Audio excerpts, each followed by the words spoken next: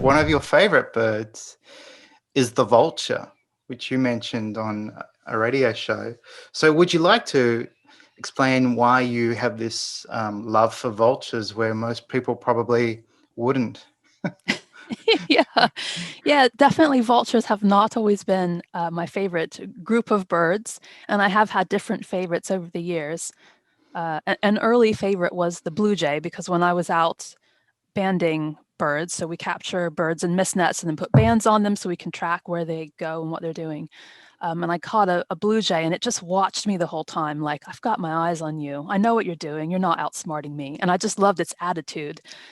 But vultures, actually, one of the real reasons that I like them, you've just mentioned, is that a lot of people don't, and I think that they really get a bad rap, and they're not understood very well by a lot of people.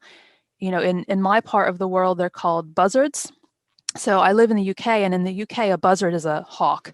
It is a bird. It's a predatory bird that will target things and kill them. And in the US, what we call buzzard is a vulture, and vultures do not typically, for the most part, they don't go hunting for things. They just eat carrion that's left over. And so there's this real misunderstanding where people malign them because they think, oh, they're going to kill my pet rabbit or my chickens or my lambs or whatever. And that's not true. And actually, what they're doing is serving this wonderful purpose in the ecosystem where they're taking things that no longer otherwise have a purpose and they're breaking them down and returning the little bits of them into the environment so they can come back as plants, fungi, animals, whatever. And I think that's amazing. Like, what better role than to be the link between something dying and something being reborn, you know, not to get overly floral about it, but for me, that's such an important part in the ecosystem.